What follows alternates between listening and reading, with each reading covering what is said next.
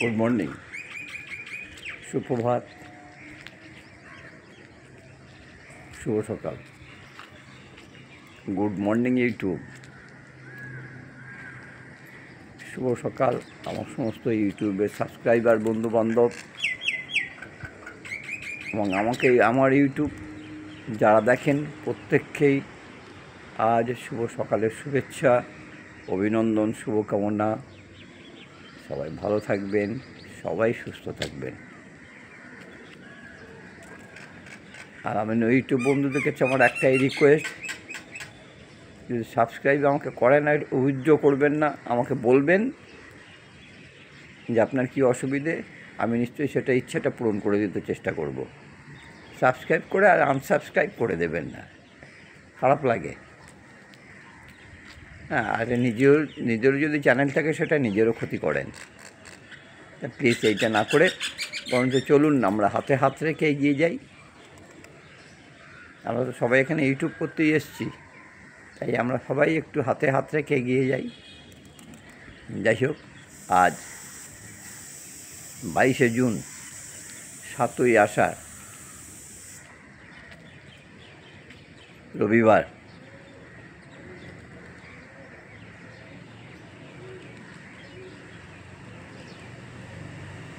আজকে অম্বুবাচী আছে। আবার অম্বুবাচীর টাইমটা কেউ ঠিক শিওর না, কেউ বলছে 247, কেউ বলছে 12:47, কেউ বলছে 1:47।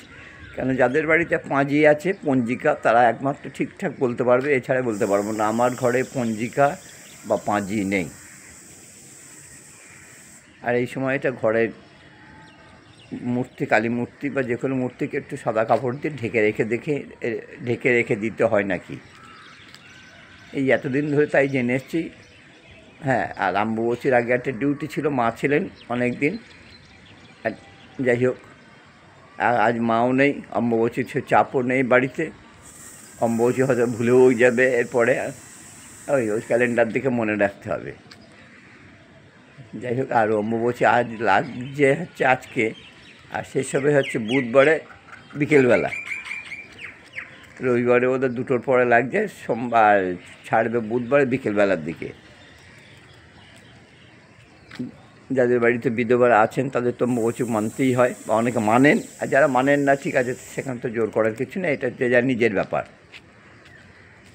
তাই বলি বন্ধুরা, যে কটা দিন বাঁচি, জীবনটা তো খুব ছোটো। 60 পেরিয়ে গেলেই তখন মনে হয় 70, যে কটা দিন বাঁচি। 75, 80, তার বেশি তো আর কেউ বাঁচতে পারি না। তার বেশি যারা বাড়ে সেটা এক্সেপশনাল।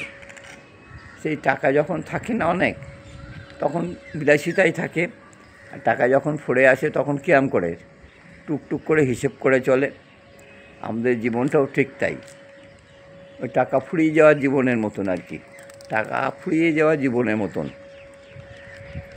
নিজের মধ্যে নিজে থাকা, কোনো রকম বাড়ির কোনো ঝামেলা বা ছেলে মেয়ের ঝামেলার মধ্যে না ঢুকে পড়া, বা বেশি কচকচানির মধ্যে না থাকা, যদি সম্ভব হয় গল্প বই পড়া, আর বাড়ির বাচ্চাদের সঙ্গে যদি একটু সময় কাটানো যায়, তাহলে তো মন মেজাজটা খুব ফুরফুরে হয়ে যায়।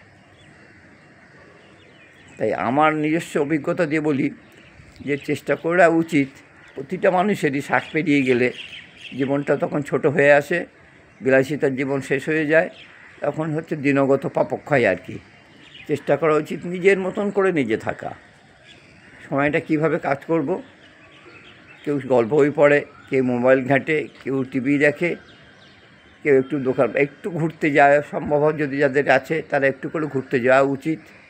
আর দিনে একটা বার অন্তত কোনো বাচ্চা টাচ্চাদের সঙ্গে সময় কাটালে মনটা দেখবেন খুব ফুরফুরে ভালো হয়ে যায়।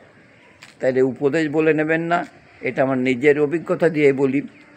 আবার বলি, সবাই ভালো থাকুন, সুস্থ থাকুন। যে কটা দিন বাঁচি সবাই একটু মিলেমিশে থাকি, এটাই আমার ইচ্ছে। সবাইকে আরও একবার শুভ সকালের শুভেচ্ছা জানিয়ে শেষ করি। নমস্কার, ভালো কাটুক আজকের দিনটা। Happy Sunday.